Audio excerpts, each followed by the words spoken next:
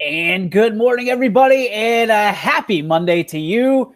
It is episode 35 of the Breakfast Burrito. I am your host, DJ Yoakley, alongside my co-host. His name is, he is the man in the van. He is the Joe that is always on the go. He is Thomas Q. Pease Jr. the Third. What's up, Tommy? I think I might actually change my middle initial to Q. I'm just saying, it sounds cool. Also, you are now a junior and the third. How does that feel? Special. Yeah, special. The more Roman numerals behind your name, the more prestigious you are as a person, right?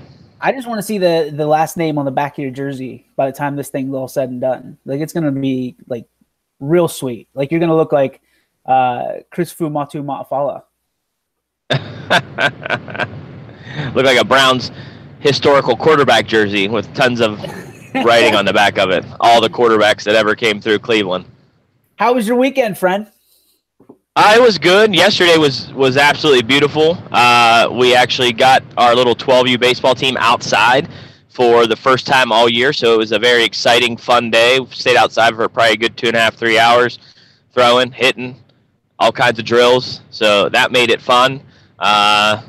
It was a baseball-filled weekend. The baseball field's coming together. We started putting some infield mix down on the high school baseball field. So, yeah, it was fun.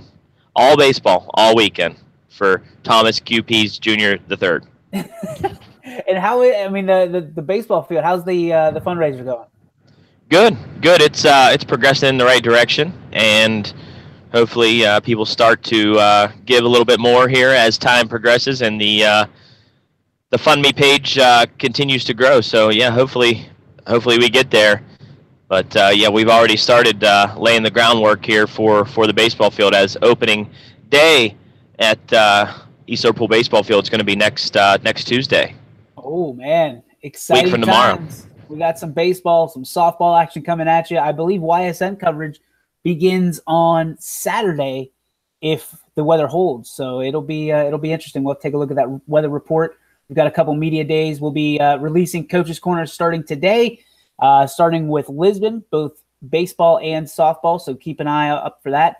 And I have some stops in other places as well. I got to do 9 more Coaches Corner. So it'll be interesting. It'll be fun. I'm excited. That nothing gets me more excited than baseball and softball. Even football kind of takes a back seat whenever it's baseball and softball in my world. So really excited to get this started, and we might have some good weather, and it's looking like it's going to heat up quick. So you guys be rocking. Do you have white jerseys, blue jerseys? What jerseys do you have? We have gray Under Armour jerseys outlined in blue and white. Nice. So you got kind of a great mix of all of them. And you got those. We got it all. The natural, legendary blue hats, I'm guessing. We do. Natural legendary blue hats. The new one is out. Probably my favorite Potter baseball hat of all time. I'll send you a picture of it later. You better grab me one too. I will. Yeah, I'll get you one. It's just a traditional EL that the school's implemented as their logo, and now it's on the hat, and it's nice bubble print. Very very professional like. It's definitely my favorite hat we've ever had. So. We got anything on the back? No, nothing on the back. Nope. Just plain Jane. Okay, flex fit. I'm guessing. Yep. Flex fit. Yep. Flat bill. Flex fit. Yep. Flat bill. Yeah, baby. All you kids out there, flat bills, rolling up on your skateboards. 2018. Rock the flat bill. I had a discussion with one of my best friends about flat bill. He's 32 right now, going to be to 33 here in June, and I told him no longer should he be wearing a flat bill anywhere. I really like flat bills. You could pull it off though. You had the man bun. I mean, you're the guy that stays current with the kids. I don't have hair, so I gotta be like the adult that's barely over 4 foot tall. So I don't set the bar, DJ. I am the bar. Oh wow! Okay, all right. I like it. I think I've heard that somewhere before, but I'll have to. Yeah, me too. On the Ford commercial. Well, man, it was unbelievable unbelievable March Madness so far. And you look at it, and we talked about it. We seemingly talk about it every day because it really is the only thing going on. But reality is, Mr. Pease, you called a 16 over a 1. It was the right call, wrong team. But naturally, the UMBC Retrievers pulled off the upset of all upsets and beat the University of Virginia handily, may I add. Handily. And the universe has erupted. It has happened. I mean, it is. You look in the Book of Revelations. I'm pretty sure that it is time. The second coming of Christ is right around the corner because UMBC has beat Virginia. Talk about it. What did you like? What did you not like? Well, let's be honest here. Since the tournament started, or just a little bit before the tournament, we were talking about just how wide open this field is, and I just had that gut feeling that this was the year that one of these number ones are gonna fall, and it has a lot to do with just the abundant amount of outside shooting that a lot of these teams bring to the table. And they're all Division I athletes. They all were stars in high school. So if you're playing in the tournament, you are a high school star, and you put 5 stars on a team, no matter how big or small the college or university may be, and you get hot and the game plan goes your way, you can beat anybody. And we've seen that happen now in this tournament. This is probably, this is just craziness. Knockoff after knockoff after knockoff.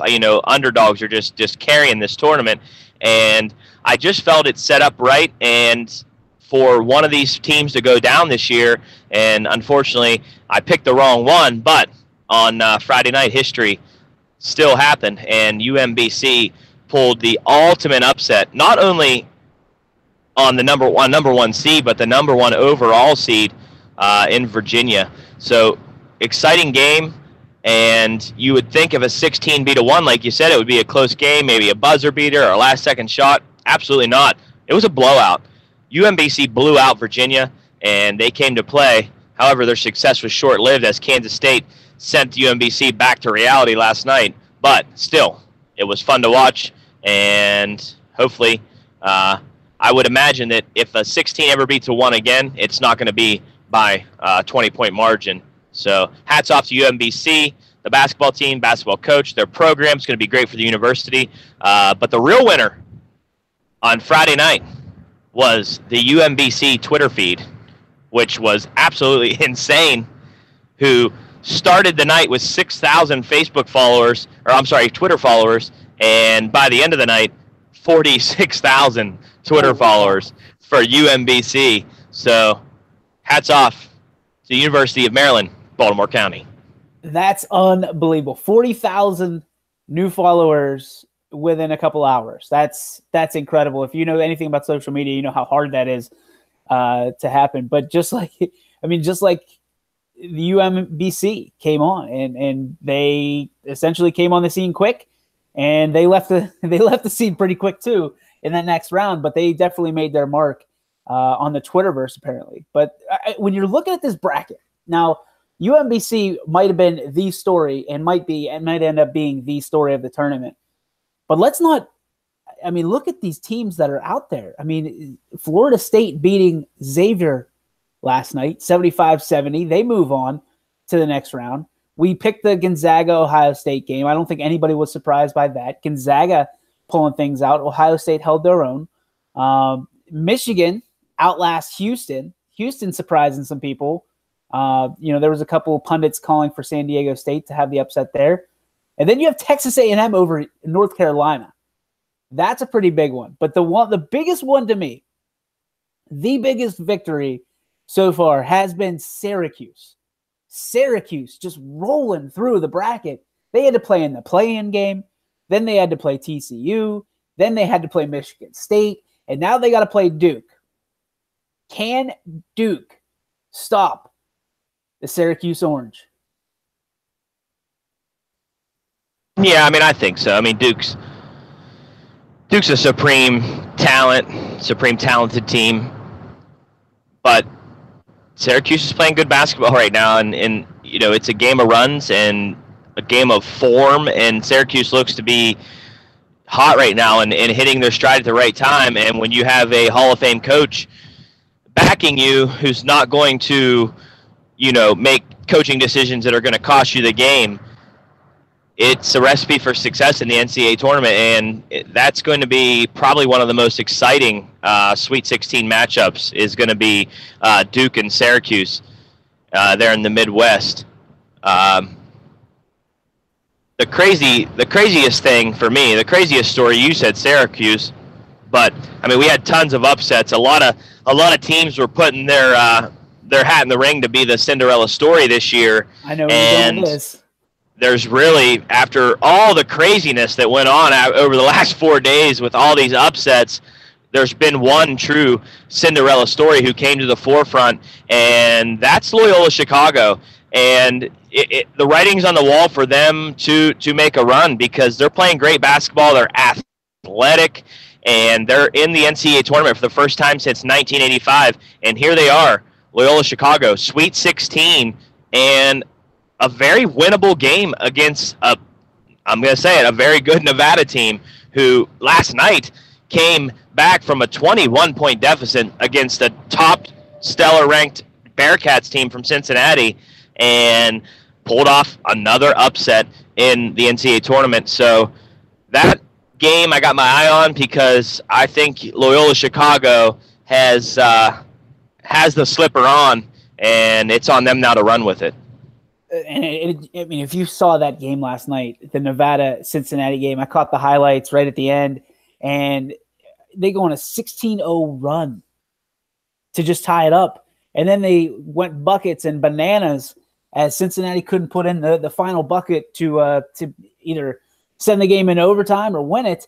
And Nevada walks away with a 75-73 victory. And like you said, the glass slipper is going to be firmly on one of these teams in the next round. It's just who is it going to be? Sister Jean, the story of the tournament to me, as they interview her at every opportunity, and she just brings it. She's such a dear woman. I mean, I can't imagine what it's like to be in that position with a camera in your face all the time and just bring it on every single interview. If you haven't read about or seen any Sister Jean interviews, make sure you do. She's just a great individual who just loves Loyola Chicago. She was around for the first, I think it was a national championship way back when. It was, I think they said 63. I could be off on that. But you think about these teams that are out there, and Loyola Chicago, Tommy, you're absolutely right. You called them from the jump, and they beat Miami. They beat Tennessee. And now they're on to play the University of Nevada. And that'll be on 3/22. So you're looking at what, Wednesday? No, is that Wednesday? Is that It's Thursday, I think. At 7 o'clock. So that's going to be a game to watch. The other game to watch is going to be Kansas State versus Kentucky. And my friend, the University of Buffalo did not hold its own. And guess what? DJ's going to DJ's. Yeah, Buffalo let me down. Listen, I can't get everything right. I mean, let's be honest here. The Bandito does. I would like to see the Banditos bracket at this point. Just like everybody else. Yeah. A catastrophe. I bet there's one man in America that has a perfect bracket, and it's the Bandito. Well, there's no perfect brackets on the ESPN Bracket Challenge. The Banditos bracket, much like a fine wine, just gets better as we go into the tournament. And I don't think that he wanted anybody to copy his bracket on ESPN, so he just never turned it in. That's the kind of guy that this sneaky Bandito is. He is the he's like me in high school. Wait till all the first round's over and then fill out a bracket the rest of the way. That's it. Like, oh, look how good I did. I got every first round game right. That's right. And he will stand by that story until the day that he goes home. Speaking of going home, where is the Bandito? He tells us he's working. I got a hunch he's out there having some fun. I wouldn't be surprised if he's working on the baseball field today. You think? I would bet on it, yes. The Reiki Bandito? The Reiki Bandito. We might have to go out and make a visit to him this afternoon and see see what's going, because you know he's got his 2 cents about this bracket. You know he's got his 2 cents. I mean, every time there was an upset, we got a text message of, oh boy, oh goodness, oh my. And he wouldn't tell us what it was about. He kept us on the string because obviously you and I work during the afternoon. So it's a natural, like, okay, what happened? What happened, Bandito? Tell us about it. So it'll be interesting. March Madness is up in full force. It's been crazy, but to me, it's been one of the best March Madnesses and the best tournaments I can remember in my history. Obviously, my bracket is basically glorified toilet paper right now, but it's fun to watch. Well, I mean, it's what makes March Madness special. This is what people want to see. I mean, they want to see underdogs upset, top-notch programs throughout the country.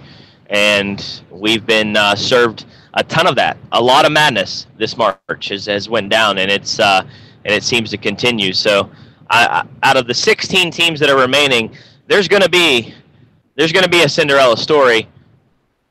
And my money's on Loyola Chicago, and hopefully they can cash that ticket, because it'll be fun to watch. Think about this. Gonzaga's who they are today because of the NCAA tournament. They made their first appearance in '95, and then they had that really special run in '99 to the Elite Eight. And ever since that run to the Elite Eight in 1999, a lot of people might not know this, 19 consecutive appearances in the NCAA tournament for Gonzaga. Wow. And last year, they made it to the championship. They made it to the Final Four prior to that, Elite Eight prior to that, and they handled Ohio State on Saturday night. And I think Gonzaga is on the cusp of becoming which they already are considered that, but really becoming a staple in college basketball, a true iconic program in Gonzaga. And the numbers speak for themselves. 18 or 19 consecutive NCAA appearances, and which helps your recruiting, and you are seeing that come back full circle for them in how well they're playing basketball and the recruits that they're bringing in and the top-notch talent they're putting on the floor. So look out for Gonzaga, because this could finally be the year that they do it. They could do it this year. So you're talking about a little bit about teams that are making a statement. One of the teams, we talked about them already, UMBC, making a huge statement this year. And there is a certain je ne sais quoi that comes with being that team, and you get a little bit more of the spotlight, a little bit more of the limelight. And UMBC athletic director, as reported by ESPN, said he intends to meet with head coach Ryan Odom in the next day or two, armed with a long-term contract that includes a salary increase that'll help keep Odom with the Retrievers a little while longer. If you are Coach Odom and you have one team, really, I don't know if you've ever seen For the Love of the Game, but the only team that matters is the team that surrounds you when you're at home.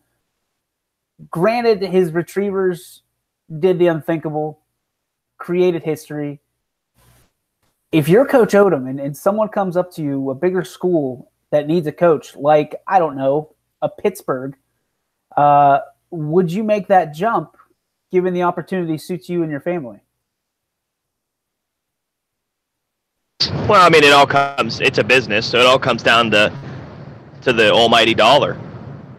I mean, it's going to be hard if UMBC bumps his salary by whatever amount, and then you got a big-time school like Pitt come in and say, hey, we're going to give you 2 times that to come here. It's going to be a tough decision to turn something like that down. But time will tell. But, I just said it. Gonzaga, look what it did for their program. And somebody like UMBC or Loyola Chicago or any of these programs could really turn the page on what they're going to bring to the table for their basketball program for the next 20 years by having these magical runs in the NCAA tournament. Because like you said, DJ, it puts them into the limelight. Like, they're not, these small. I didn't know who UMBC was. Did you? Nope, no clue. No, I had to Google it. the initials, I couldn't make it out what it was. So I Googled it, University of Maryland, Baltimore County. So like small school like that who, doesn't get the limelight. Now they got a lot of limelight after their big win over Virginia. It's going to help their program. It's going to help their recruiting. It's going to help the coach bring in more talent. I mean, it works well for NCAA basketball programs when they're smaller time programs that, step up in the big spotlight and do great things. And we've seen that with UMBC. We're seeing it with Loyola Chicago. And I think that you got to take that ball and run with it, like Gonzaga did back in '99, when they were. I don't know if you remember, but they were the crowd favorite. Everybody was talking about Gonzaga when they made that run to the Elite Eight in '99. It was it put them on the map, and Gonzaga ran with it, and they have been on the map for the past 20 years now, and hopefully one of these small schools can do the same thing. So when you're looking at a remote school like a UMBC, and obviously they're remote off of the University of Maryland, does Maryland take a little bit of exception to that? You think they're a little bit of little brother getting a little bit more attention than big brother? No, I don't think so. I mean, one of the funniest tweets of the night was the Maryland Terps Twitter page said something to the UMBC Twitter page like, "We beat you by 30 in the regular season." Well, we all know how the UMBC Twitter feed was. He was on fire that night. He wrote back. He said, "Yeah, you're right, but we won tonight," or something like that. And he was like, and I'll show you the box score if you can show me your box score from tonight," which we know Maryland, they're sitting at home, and UMBC just knocked off the #1 team in the country. So good fun. I would like to see, if that's the case, I would like to see UMBC's Twitter against Wendy's Twitter. Wendy's Twitter is just a savage. I don't know if you've ever checked them out. Like Wendy's, the fast food chain? Yes, like the Wendy, pig-tailed Wendy. No, I've never seen it. Absolute savage. You can't miss it. A man like you would appreciate Wendy being an absolute, just a macho lady, Randy Savage. That's awesome. Yeah, it was good. It's always good. I love seeing it. And she gets on Facebook as well. So the PR team for, I guess, the social media team for Wendy's could be, fly by night, could be UMBC during the day. You just never know. You'd never know in this world who is behind the computer. Be careful, keyboard warriors. Be careful. When we talk about, this athletic director for UMBC, he has another quote in here that's pretty interesting. So I want to read this to you and tell me, your first impression. Almost like, to me, it's almost like he's protecting himself just in case. So here we go. Quote, "We need to do within our realm what we can," Hall said on Sunday. "We obviously can't do what the Power 5 schools can do or anything near that. I think at some point Ryan has to do it on a bigger stage. I'm just hoping it's down the road instead of now. We're going to put something on the table that's really good for where we're at," he added, "and we're going to do everything in our power to incentivize him to stay here." If you're Coach Odom and your own athletic director says, "We know you're going to the big stage, but we're just trying to keep you here for the next couple of years for this window," because in reality, probably the guys that are at UMBC not going to get drafted, probably staying in school 4 years on the average, as opposed to most of the NCAA, people in the bracket, players in the bracket. So you look at this and you say, are they trying to play with this window? Are they playing pirate basketball? Well, as far as the coach goes, I'm sure he started out, he was a high school coach or a college grad assistant or whatever. I don't know the guy's story, but you as a basketball coach, you take these jobs, these small time Division I jobs, in hopes of one day advancing your career and maybe getting that big payday that sets you and your family up for success in the future. And he has got to really think about the opportunity that is in hand here for him and his family after, such a big upset win, because, he was a nobody before. I mean, he was probably a good coach and you got a good resume, but he was in the eyes of, the sports world or whatever you want to call it, he was a nobody coach, but now he's not a nobody coach anymore. He's the coach that led a small school to beating and becoming the first ever 16 seed to defeat a 1 seed. And he's got to take this opportunity for his family, himself, and run with it. So hopefully he can do that. And also, just looking at this article, it says Odom will lose 3 key seniors, including leading scorers Jarius Lyles and KJ Mara, along with Jordan Grant. So he's got 3 seniors out the door. 2 of them, they're leading scorers, and I would assume, or I guess presume, that they were starters for the team. But Odom says we lose some key seniors, but I think we've got a good squad coming back. So it'll be interesting to see if he's able to cash in on his success here, or if he stays with the Retrievers and tries to make a run to next year's tournament and shock the world again. So I'm excited to see it, man. That's what I did not see that one coming. I don't think anybody saw that one coming when you look at it. And UMBC rolls the dice and they win, man. And they won big by 20 points, and it wasn't even close. Virginia, I saw a tweet out there that said, if Virginia keeps messing around, they're going to lose. And I think Virginia was doing everything they possibly could to win that game. I mean, no indication. I think just UMBC came out and beat them, just punched them in the mouth. Oh, they spanked them. They absolutely spanked them. So it'll be very interesting to see how this, not only the UMBC situation kind of goes through, but also the entirety of the 2018 March Madness tournament. Are you taking Loyola Chicago the entire way?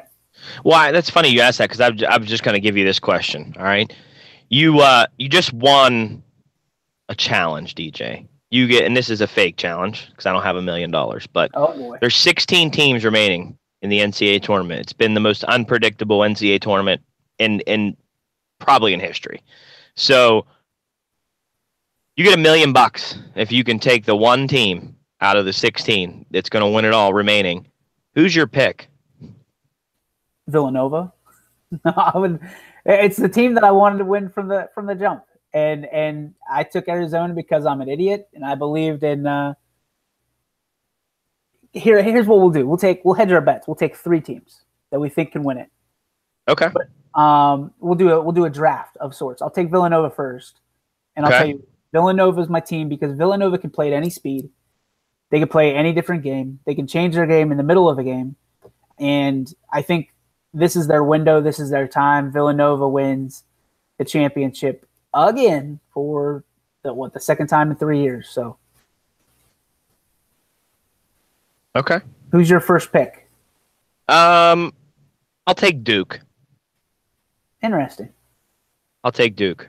And now, really, I think if Duke can get past, I think their biggest challenge is Syracuse. I think Duke can handle Kansas, but I think Duke for me is my number 1. So if you're taking, I'll give you the second. We'll do the snake draft. Okay. Goes back to you. Who do you take for your second team that could possibly win this championship?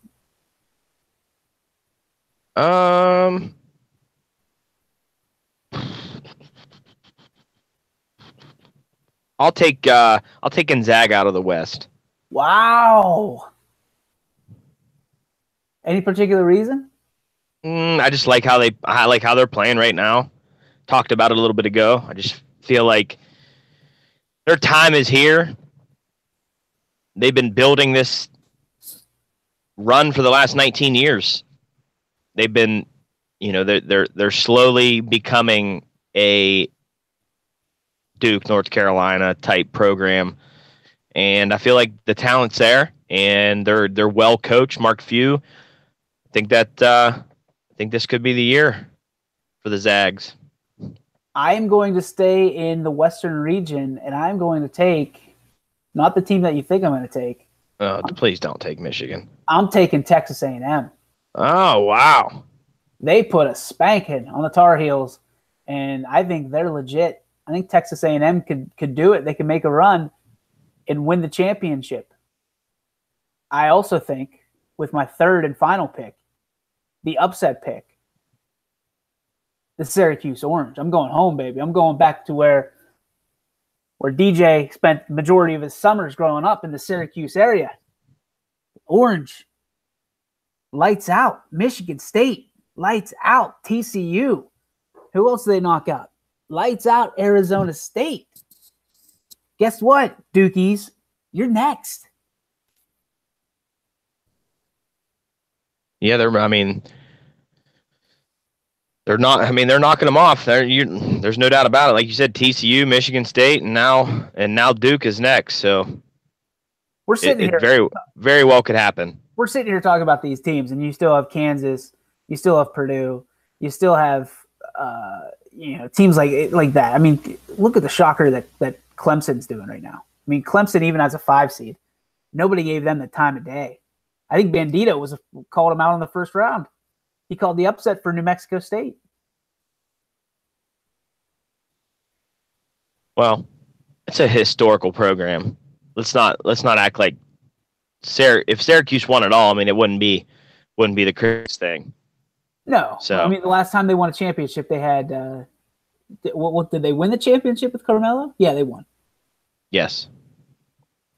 With those sweet jerseys. Those jerseys were awesome. Loved them. So Syracuse is my final pick. Who's your pick? Your final third pick?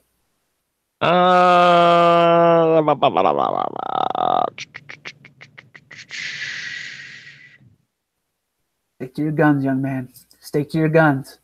Go for it. Well, I mean, I don't want to pick it.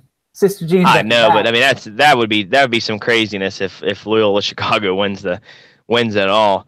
I don't know. If I had to pick a third team, I'd probably go with Purdue, depending on the health of Isaac Haas. But yeah, Purdue. We'll go Purdue. So Purdue, Gonzaga, and Duke for me. Interesting. Okay. And you had Texas A&M, Syracuse, and Villanova. All right. Write that down. I'm not writing anything down. I don't write anything down. My mind's a steel trap.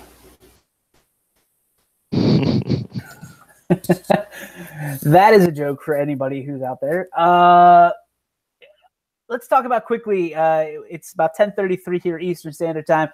We are amidst change, my friend, and because business is picking up, we need to slow some things down. So the breakfast burrito, we've already got the tagline. You already set it up this morning. The breakfast burrito, instead of every day, will be coming at you twice a week on Monday and on Fridays, and you will be able to start and end your week with the tremendous trio or whoever we have on the show at that point. But we want to make sure we can maximize what we talk about. And we're jam-packed with things, and we're not talking about certain topics for 30 minutes at a time. So we're doing this for you. And hopefully, as we continue to grow, we can get back to the everyday broadcast and maybe even have a location as opposed to being remote all the time. But let's breaking the news, breaking the ice, whatever you want to call it. We are going to be starting next week. We will be Monday and Friday, 10 a.m. To 11 a.m. on Mondays and Fridays. That'll be the breakfast burrito. That'll be the change. We'll put it out there for everybody to kind of make sure that they're not trying to tune in Tuesday, Wednesdays, and Thursdays. We're trying to give you guys some space too. But we definitely change that we don't want to do necessarily, but one that's necessary at this point because YSN is really starting to heat up, and we got to make sure that we have the best use of our time. So, Tommy, I know that it's a tough decision, but I apologize. You're not going to see me but twice a week. That's all right. That's all right. I thought you'd. I can hear your voice anytime I want. You're only a phone call away. That's it, my brother. That's it. All right, so let's kick on to the next subject. I don't know if you got to watch any of the NBA last night, but the the Rockets and the Timberwolves going at it. It was a Rockets walk away with a 129-120 victory, but it was Gerald Green of the Gerald Green of the Rockets pushing Minnesota Timberwolves center. I don't even know his last name's Dang. It's Georgie, I don't know. Yeah, Gorgie Dang in the fourth quarter because Dang pushed Chris Paul. And if you have a chance to watch it, Paul kind of flopped on this one. I don't know if he was trying to draw a technical or what he was trying to do, but Dang didn't push him that hard. And Chris Paul he's a short, stout, strong-legged man, and he goes down pretty hard. It looked like a WWE thing. And Gerald Green comes in and just absolutely destroys Dang into the stands and was ejected for coming to Paul's defense. So are you a big advocate for somebody sticking up for you if even in baseball, if a pitcher throws at you intentionally, unintentionally and hits your guy or hits you, do you want somebody throwing back at the other team the next inning? Do you want somebody coming to your defense? No. That sounded questionable. I mean, I can't answer that truthfully. For me, yes, I want him throwing at him. And here's the other thing: I play men's softball. I'll insert the laugh track later. Here it is. I'm the pitcher. And when somebody hits up the middle, and I'm 30 feet away, 40 feet away max, and they hit up the middle and it's on purpose, guess what? I'm heated. I'm hoping that your pitcher is watching because we're coming right back at you. It's not sportsmanship, but it's the unwritten rules of sports. If you go after somebody, your teammate better, either you or your teammate better come after that other person. Is that old school mentality? Is that a pig-like mentality, I guess? Well, I mean, it's old school mentality. It is. And I think it's an unwritten rule. You still see it in the major leagues today, too. Protect your team. Protect your teammates. It's common sense. But it doesn't make it right, I guess. I'm trying to be politically correct here. You are. As a coach, I am. You're trying to protect yourself. Yeah, I don't. They don't want people. They don't want to go to the tape on YSN and say the Potters are coming after us. Exactly. Don't throw them high and tight. Don't throw them high and tight. Definitely don't know how we'll react.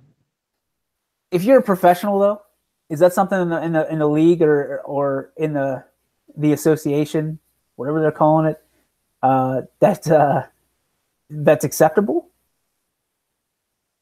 I wouldn't call it acceptable, but I just think it's just known that it can happen or it will happen. Last year or 2 years ago, I mean, there was a lot of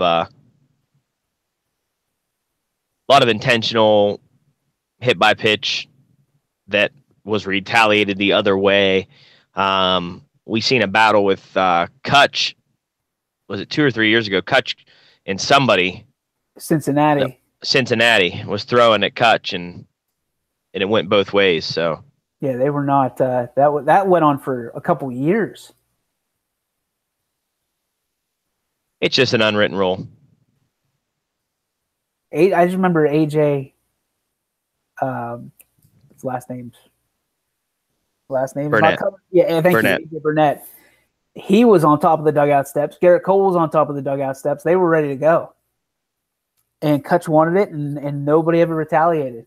And that was the talk of Pittsburgh for a good year and a half, that the Pirates were afraid to retaliate against the Reds. So it's should have. Yeah, they absolutely should have. Absolutely. And you have people saying, "Oh, well, we beat them in the best way possible. We beat them in the wild card." Doesn't matter. I mean, Tony Watson can throw a ball high and tight. You don't necessarily have to hit him. Just send a message. Send a message. And then they just kept hitting Kutch, and nobody would come to his defense.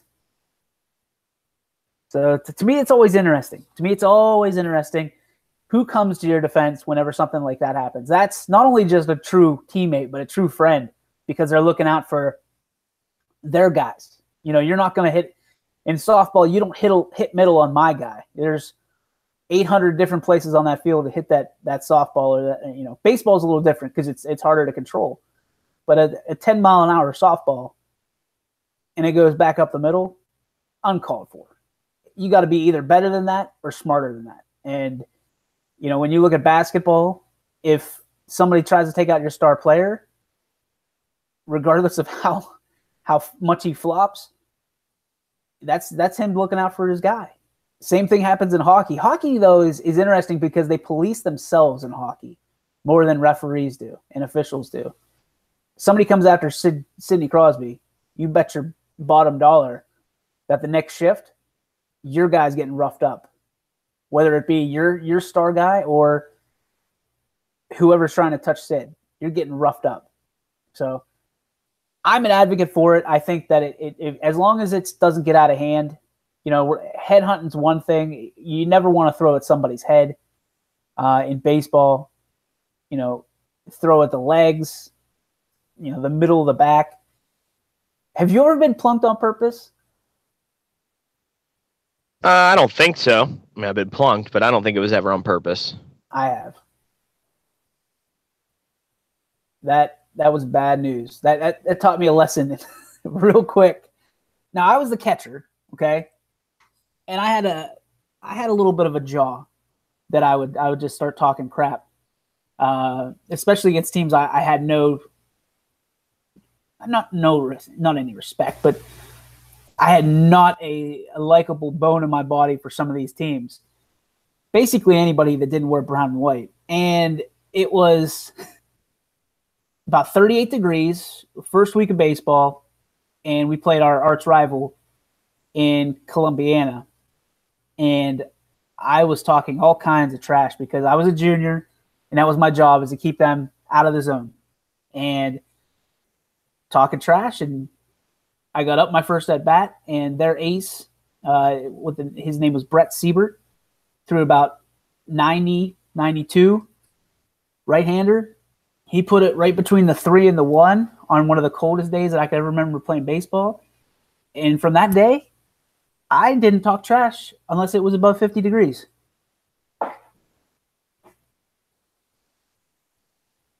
Why not? Because, I mean, it was like the snowball from hell. And I know that's completely opposite ends of the spectrum, but it hurt so bad because it was so cold. And he drilled me right between the numbers. And I said, you know what? If I'm going to get plunked from now on, at least it's going to be warm. At least it's going to be a little bit warm so that thing isn't as hard as it possibly could be, like a rock. And a baseball on a cold day, whenever you're freezing, shivering. And I was never a guy that had I always had the Under Armour on. I never had the long sleeve. I couldn't play in long sleeves. And I'll tell you what, I think that welt might still be there. He might have given me the go ahead to go to a chiropractor. So Brett Siebert, if you're out there, thanks a whole lot, pal. But gave you one. Oh, he gave you one. Oh yeah, but he knew exactly where he was putting it, and he put it right between the numbers, man. Right between, and everybody knew it was coming except for me. When I got hit, I was like, everybody, even my teammates knew it was coming. And I told them, I said, listen, I'll do that 100 times out of 100 for you, but I'll tell you what, you better have my back too. And we didn't plunk anybody, so that's where it starts and ends. But it's hard to put people on base when you don't have a lead. That's the biggest thing. Yeah, you got to be smart too. So that's my story about that. Here's we kind of alluded to it a little bit off the record here. UMBC, going back to them, they get, after their win, they get a shipment of swag and shoes from none other than the Mr. NBA, Steph Curry. Is this legal? With everything that the NCAA is going through with, they went through with Ohio State. They're going through currently right now with players, getting gifts and getting things of that nature. Is it legal for Steph Curry to be giving gifts out to NCAA athletes, regardless whether they win or not? I mean, those shoes are valued at like $200, and then they got swag to go along with it. Well, I mean, it must be legal because, I mean, it was blasted all over social media, pictures of it, the exchange all over social media as well. I mean, so I would imagine that the Curry camp and the UMBC athletic program did their due diligence to make sure that what happened here with Curry giving him the shoes was I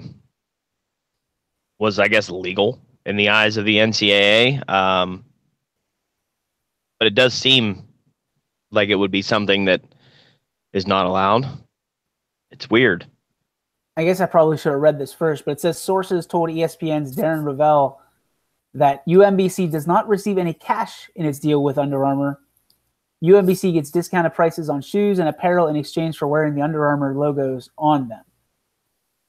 So I guess the discount being free this time around, kind of a success story for UMBC. But I mean, to me, that's well. So is it Under Armour deal? They just probably brought Steph Curry in to give them out. But so there you go. There's your answer. It's an Under Armour deal. It's interesting to me. It's one of those things where you just kind of shake your head because there's so many fine lines. And listen, I'm not against these kids getting treatment for what they did. That's a huge accomplishment. But let's open it up. Okay, I'm not saying if you want to give money and stuff, if they should be scholarship athletes. They should be playing for free. Look what they just did. They just got 40,000 followers on the Twitter handle alone. They put the UMBC name out there. Kids are going to want to go to UMBC just to be part of this for the next 3 years. And I think that was what your point was. These kids should get paid. These kids should not have to pay to go to school there. Just as any of these students should. I mean, if you're an athlete, you shouldn't have to pay to go to school. You're representing. You're putting butts in seats, whether it just be your parents, your friends, whoever. You're helping the school out with your talent, and you should receive that education at least half price, if not completely for free. They get these swag, they get these shoes, they get new hoodies, all this stuff. And Under Armour does not give them a dime. They just give them product and discounts on things that they're already paying for. So interesting to me. And you guys have an Under Armour deal. How does it work with you guys in East Liverpool? I don't think our deal's with Under Armour. It's with a sports apparel place out of like Wheeling area. Yeah, third party. Because we had Nike for a while too. But no, we don't have a direct deal with Nike or Under Armour.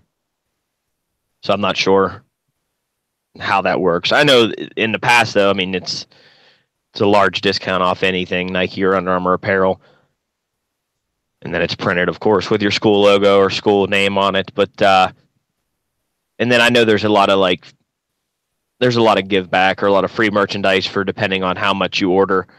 But no, Liverpool does not have a contract in place with either of those, Under Armour or Nike. Interesting. So we're not going to see the Potters get all kinds of Steph Curry swag anytime soon?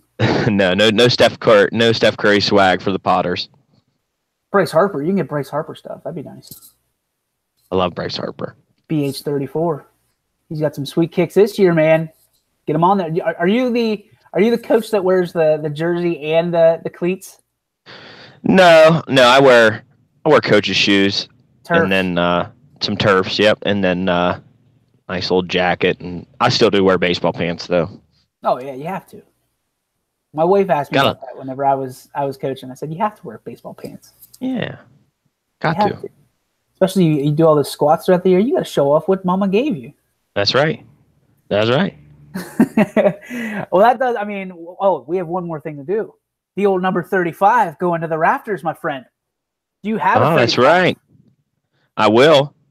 Oh, I think I'm just gonna guess who your 35 is. I'm gonna keep it to myself, and when you say it, I'm gonna say yes or no. I 100% guarantee you Squeaky Bandito was throwing Barrasso to the rafters. No matter what he says, he's a goalie guy first.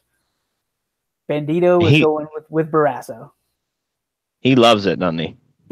He's such an undercover hockey fan. Such an undercover hockey fan. And he loves goalies more than anything. So we're on your behalf, Bandito, if you're listening, we will retire Tom Barrasso in the Bandito Gymnasium. Whether you like it or not, can't take it down. It's up. That's why you don't miss our shows. For you, my friend, who goes to the top? Sure. I'll go first, I guess. Put me on the spot here. I went first last time. But with a dancing knuckleball and savvy skills beyond his years, this man won 318 games during a 24-year baseball career. He was elected to the Hall of Fame in 1997. Today, we're going to retire the number 35 of Phil Niekro. Wow. Going way back. Way back. Phil Niekro. I like it, though. I'll give an honorable mention after you give yours. All right. You ready? Yep. Goose Fraba. Here we go. I know who you're going to take already. No, you don't. You have no idea. I do. You have no idea. Is he on TV right now? Nope. Oh, then you have no clue. Okay. This guy comes to you via I want to say it was somewhere in the, it was definitely early. It was like 95. Okay, we'll say it's 95. Kellogg's baseball card. He is a guy. He is a guy who I thought was indestructible and one of the greatest monsters of all time. And now he's doing a commercial everywhere you look for male enhancement pills. He is the Big Hurt. He is Frank Thomas. Yep. 6'5", 240 to the rafters. Set it up, baby. I thought you were gonna pick, first of all, Big Hurt, and then when you said on TV now, I thought you meant like actively playing. So you tricked me, but yes, Big Hurt. Honorable mention for me is KD. I thought that's where you were going from a jump. I thought that's definitely where you were going. Change it up a little bit.